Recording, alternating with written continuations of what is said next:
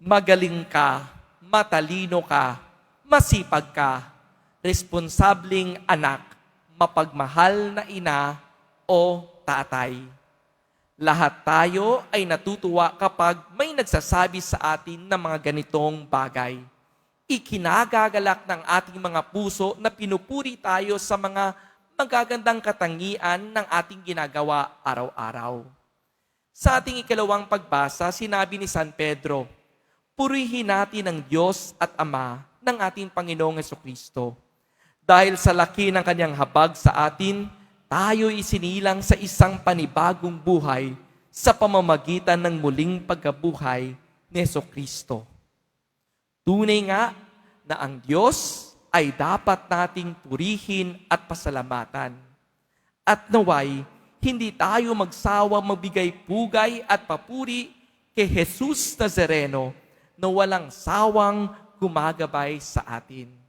Kaya sa sandaling ito, bigyan natin ng masibagong palakpak na malakas ang ating Jesus Nazareno. Sa ating ebanghelyo, narinig natin ang mga lagad ay nagkatipon at nakapinig ang mga pinto dahil sa kanilang takot. Ngunit, nang dumating si Jesus, ay tumayo sa gitna nila at sinabi niya, sumainyo ang kapayapaan. Mga kapatid, tunay nga na ang kapayapaan ang ating hingin kay Jesus sa ngayon. Sa totoo lang, marami sa atin ang mga balisa, natatakot, nalilito dahil sa dami ng mga iniisip at suliranin sa buhay. Walang tigil na mga babayarin. Tumataas ang mga presyo ng gasolina, langis at mga bilihin. Bagamat, saan nga ba natin matatagpuan ang tunay na kapayapaan? Where can we find peace? Ako'y nagpapasalamat sa Panginoon sapagkat isa akong pari sa Congregation of the Blessed Sacrament.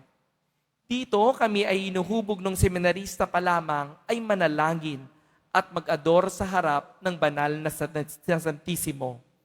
At sa tuwing nag-aador kami at nag-aardor ako ay nararamdaman ko ang kagalakan sa aking puso sapagkat si Jesus ay buhay.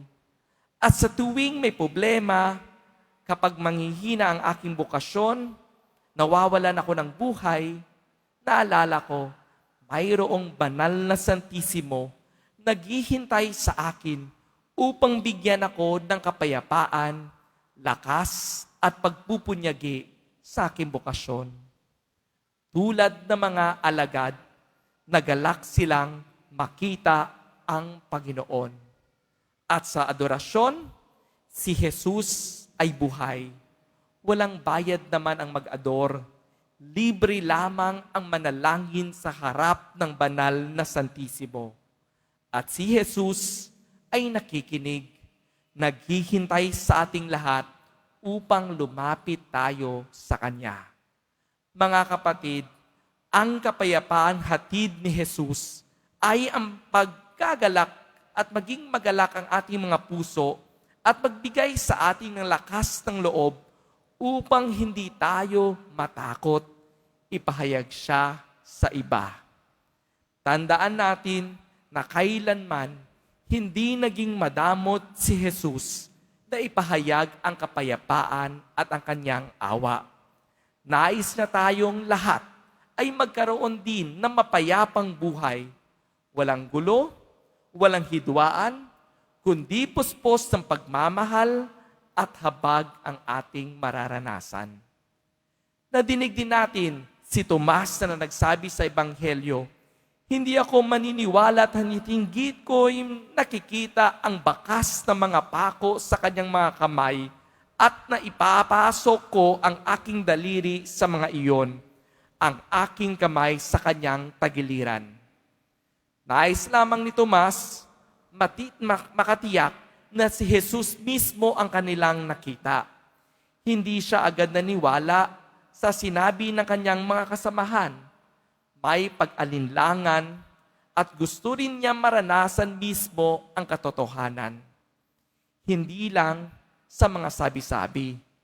Bagamat Makalipas ang 8 oras, muling nagkatipon ang mga alagad at kasama na si Tomas, dumating si Jesus at nagpakita sa kanila. Tunay nga naman na hindi pinabayaan si Tomas, kundi tinugunan ni Jesus ang kanyang pag-alinlangan at binigyan siya ng linaw. Mga kapatid, ipinapakita sa atin na naririnig ni Jesus ang ating mga sinasabi, ang ating mga panalangin, at ang lahat ng ating idinadaing sa Kanya. At sana, huwag din tayong maging madali o madaliin ng Panginoon na tuparin agad ang ating mga kahilingan.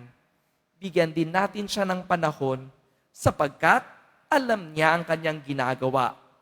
Hindi natin dapat ituring si Jesus Nazareno na parang isang genie na susunod agad sa ating kahilingan. Siya ay Diyos at hindi magician. Ang tamang gawin ay magtiwala at maniwala na may tamang oras sa lahat ng bagay. Tandaan natin, walang nasasayang na panalangin at walang nasasayang na oras kapag tayo ay lumalapit kay Jesus Nazareno. Maganda din ang sinabi ng Panginoon sa Ebanghelyo, mapapalad ang mga naniniwala kahit hindi nila ako nakita. Kaya maraming salamat sa mga taong patuloy na may matibay na pananampalataya sa Diyos. Sa kabila ng pagkabigo, kalungkutan, problema, at patuloy pa rin kayo kumakapit kay Jesus Nazareno. Ito'y isang tanda na hindi kailan makita ang lahat ng ating pinapaniwalaan na may Diyos. Dahil ang Diyos ay andyan naman palagi. Hindi naman kailangan na dapat natin siya makita gamit ang ating mga mata o masilayan ang kanyang anyo.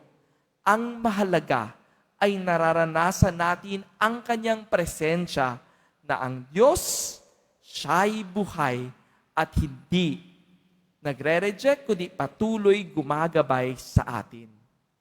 Mga kapatid, ngayong linggo, Sunday of Divine Mercy, tandaan natin itong 3 mahalagang paalala ng ating Panginoon para sa ating lahat. Si Jesus ay nagbibigay ng kapayapaan. Siya'y nakikinig sa ating mga panalangin.